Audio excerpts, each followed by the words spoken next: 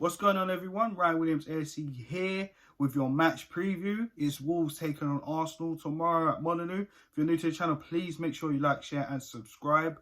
Thanks again, guys, for the new subscribers. Keep sharing the content. We're on 73, trying to get this channel up. Road to 100, guys. Let's get it going. So, let's talk about the transfer news just before we talk about the Wolves game. And, you know, guys, let me know your thoughts in the comment section. It's always important. I love to hear from you viewers on the transfer window, the Wolves game, your starting lineup, and, of course, the all-important scoreline. So, let's quickly touch on the transfer news. As of this recording of this video, I personally don't see Arsenal looking to bring in anyone else. We know we need cover for a left-back, but it looks like they're going to bring someone from the youth academy. Other than that, in terms of what we've done, obviously Odegaard coming in for a loan, which is good because we need some more creativity. There's been a lot of reviews and reads.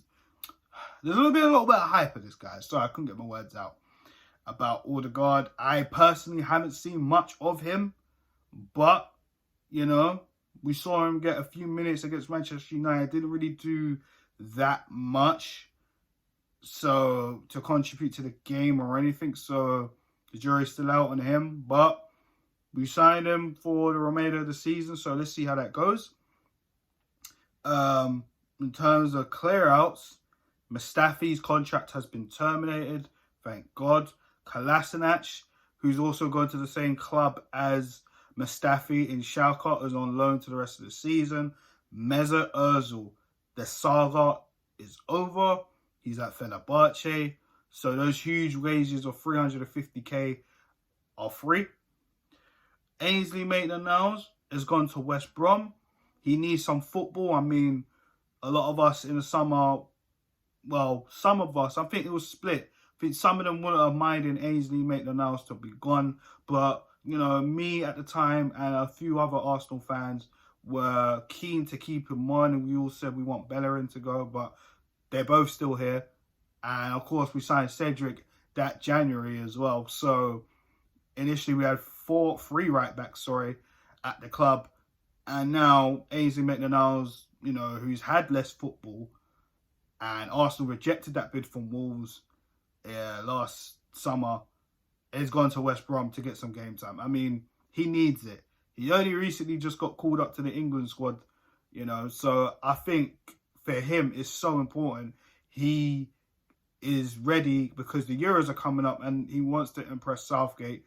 And him sitting on the bench is not getting him much of a look in, is it really? No. But, yeah, so Ainsley Maitland-Niles to West Brom. And Joe Willock, a man that I've said on numerous occasions needs to be loaned out. I've said it for like 2 years now. Has finally got a loan move to Newcastle. So there's going to be some Premier League experience there. Will he play week in, week out? That remains to be seen. But hopefully he does pick up some experience for himself and in terms of his career.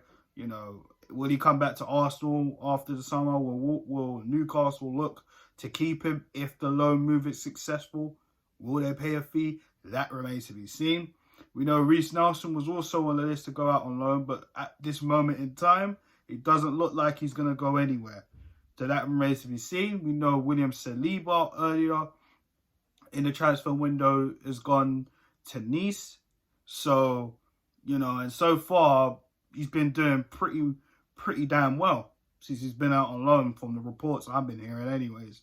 So, you know, it's been interesting. There's a lot of cleared out, which is good. And there's still more work to be done in the summer. But, you know, it is looking a little bit positive going into the summer. But listen, this season is not over. There's still a lot to do in terms of trying to get top four. You know, my thoughts on the whole top four thing. Will Arsenal do it? That remains to be seen. But let's just take it game by game because this league is absolutely crazy. So, you know, let me know your thoughts on this transfer window. What would you give it on a score of, you know, out of 10? Me personally, I'll give it a 5. And the only reason I'll give it a 5 is because the amount of people we've cleared out. In terms of Kolasinac, Ozil, Mustafi, Willock should have been out on loan from 2 years ago. Do you know what I'm saying? Getting cover, for Emil Smith Rowe in Odegaard was a good option. Do you know what I'm saying? I just wish that we got a left back as well. Then maybe I would have gave it a 6. But I'm going to be real. I think it's been a 5.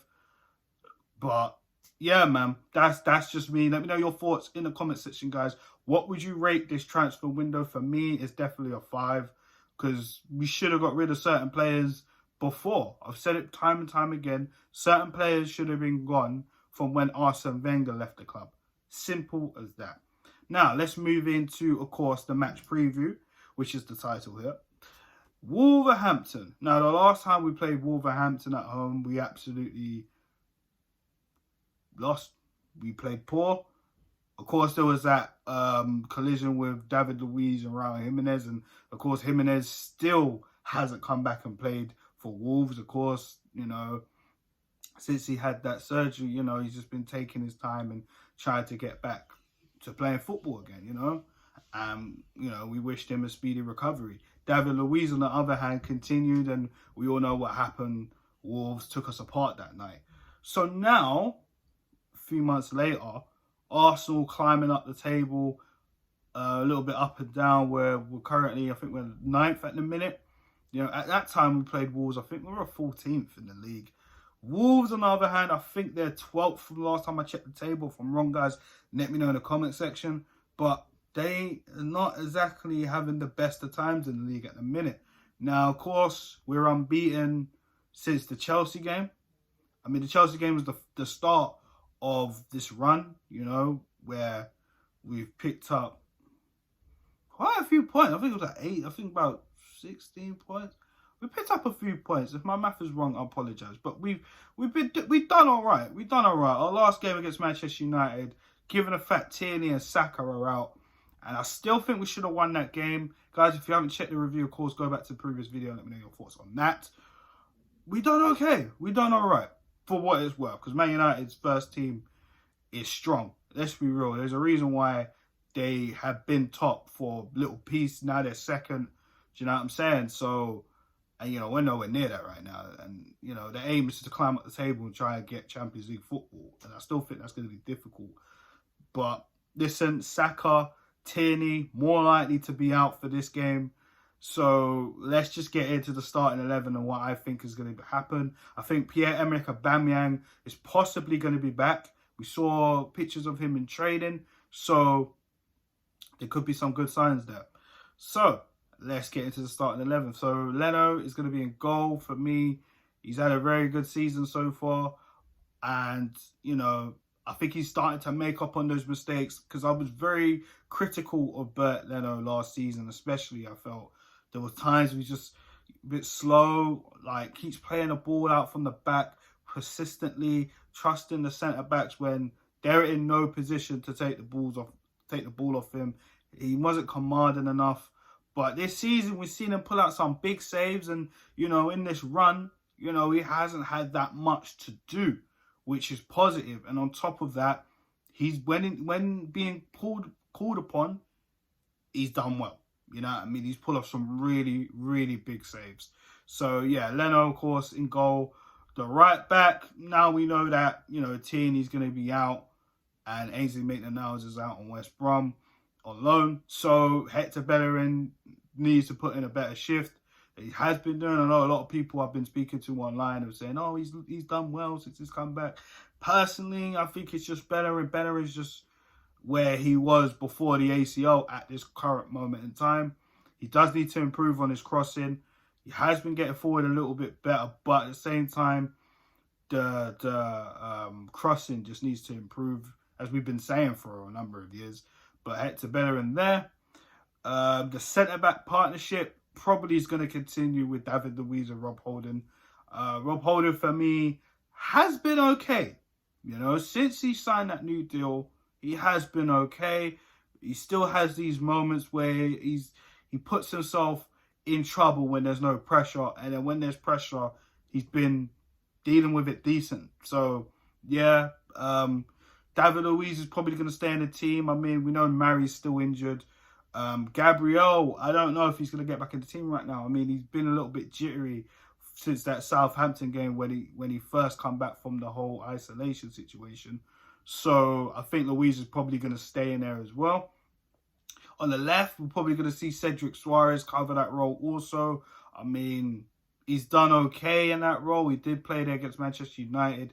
Did kind of go missing in the second half. First half, he was about a little bit, but it is what it is. So Cedric's going to be there.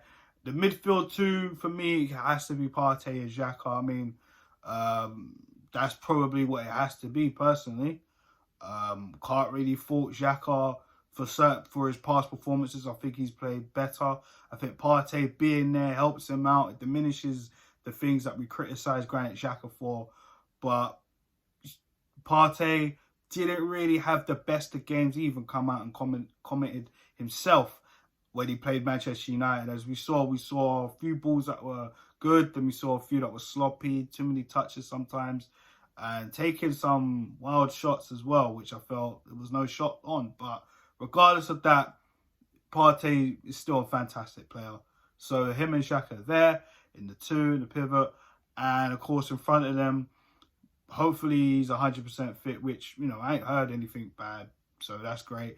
Emile Smith-Rowe, trust me, the shining light in terms of the run. Since we started this run, he's been the shining light, as well as Saka, Lacazette and Martinelli. But he's been the key. Let's be honest. He's been the key. Now, on the flanks, we're more than likely going to see Pepe. And maybe we'll see Martinelli as well.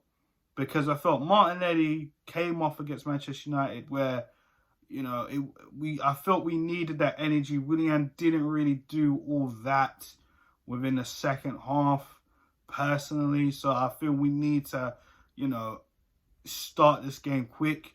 I think Martinelli will do that job for us. And Pepe, I think he deserves to start after, you know, obviously Saka's out too. But I feel his performance at Manchester United is worth a start. So I definitely start him there. And Alexander Lacazette, of course, leading the line.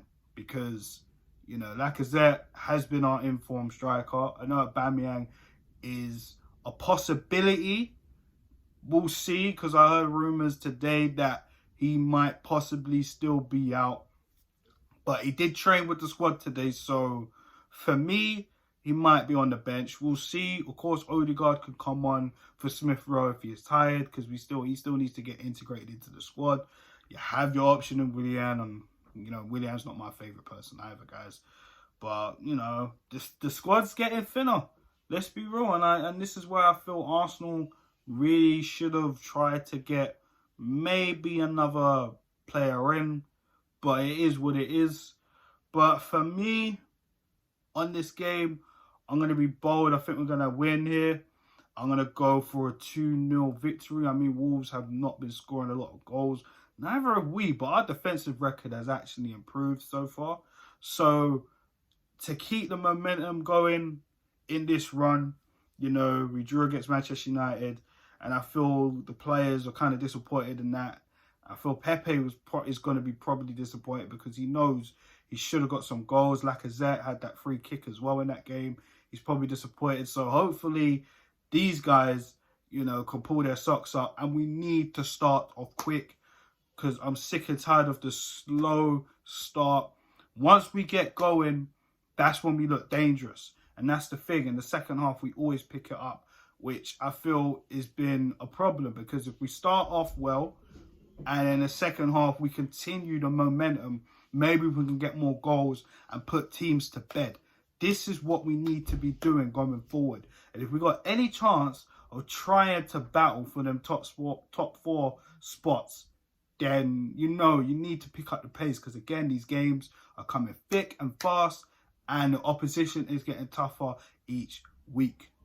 So on that note, guys, I'm signing off. Let me know your thoughts in the comment section on my team selection. What's your thoughts on the transfer window so far as of this recording? Who'd you have gone for? Who else would you have got rid of? You know, your starting lineup as well. and your predicted score now. So guys, I'll be back after the game. Please like, share, and subscribe. Hashtag road to 100 subs, guys. Share the content out and help me get this channel up to 100 subs. And yeah, guys, have a good evening. Peace.